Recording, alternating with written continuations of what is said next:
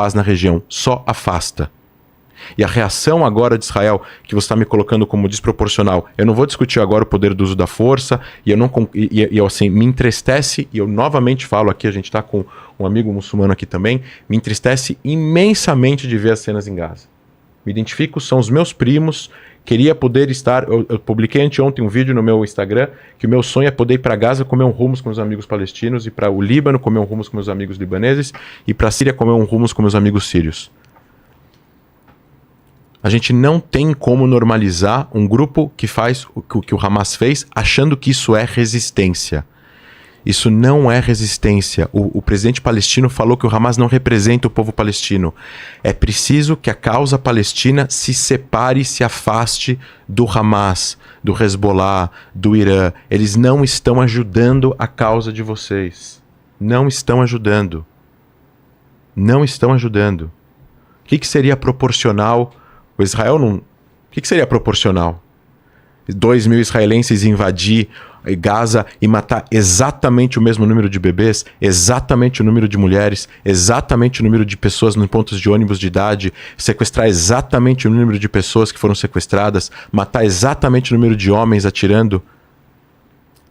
Eu não vou ficar publicando esses vídeos porque são cenas grotescas que eu acho que só promove mais violência e cria raiva. E é justamente essa raiva que eu quero combater. Justamente essa raiva. Esse é o momento de união e não de separação. Nos momentos mais difíceis, são os momentos de união.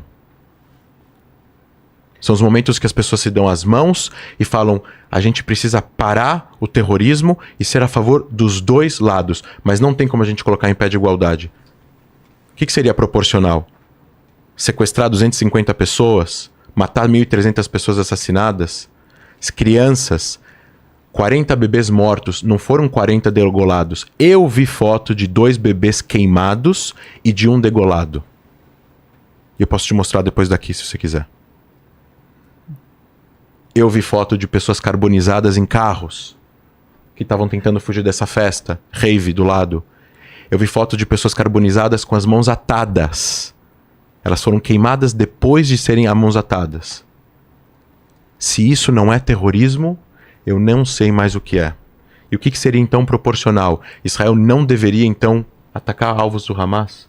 A gente não consegue entender que isso é um plano premeditado do Irã para combater a existência de Israel, matar judeus num dia mais sombrio da história do povo judeu desde o fim do Holocausto e evitar que Israel normalize relações com os países árabes, incluindo com a Arábia Saudita, que é uma ditadura. Mas é justamente isso que é ajudar a causa palestina.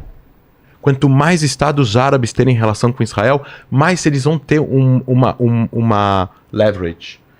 Alavancagem. Mais eles vão ter alavancagem para pressionar o governo de Israel de fazer um acordo com os palestinos. Mais relação econômica eles vão ter com Israel. E mais Israel vai ter que aceitar as exigências do mundo árabe. Se tiver, agora são 5 países árabes que têm relação com Israel. Quando tiver 10 países árabes, são 10 países tendo relações comerciais com Israel. Eles vão ter muito mais alavancagem. Eles vão poder representar os interesses palestinos na mesa de negociação, que por enquanto o mediador é só os Estados Unidos e são olhados pelos palestinos com desconfiança, com razão, porque os Estados Unidos é muito mais pró-Israel do que pró-palestino dentro da mesa de negociação.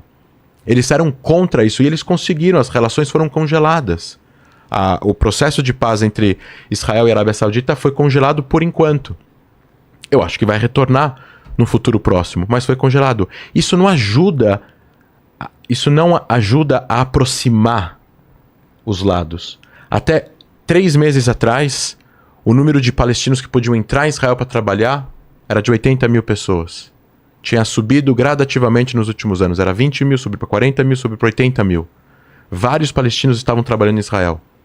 Parte desses palestinos trabalhavam em Israel, participaram do atentado. Eles entraram com permissão para trabalhar em Israel e utilizaram a permissão deles de estar dentro de Israel para filmar, para recolher inteligência e mandar para o Hamas para saber exatamente aonde cada um dessas pessoas iam entrar nessas cidades, nesses kibbutz, para matar pessoas desarmadas. Deixa eu voltar. Eu voltar. Mas você vai tópico por tópico? Não, eu queria só. Bom, tá. Bom. Você quer ler os outros tópicos e dar uma comentada? Eu queria só. Eu só queria comentar Thiago, 2 pontos. Thiago, me dá? Manda bala. Depois é contigo. É difícil sistematizar para a gente depois ir resolvendo tudo. Exato, vamos lá. Durante a guerra da independência de Israel, houve sim por volta de 700 mil palestinos que tiveram que fugir de suas cidades onde moravam, mas ao mesmo tempo teve 1 milhão de judeus que foram expulsos dos países árabes. A Nakba em ambas as direções, mas a diferença foi que a maneira como os judeus foram obrigados a emigrar ou fugiram foram recebidos em Israel e em outros países, e a maneira como os árabes trataram os palestinos depois que os palestinos fugiram foram expulsos.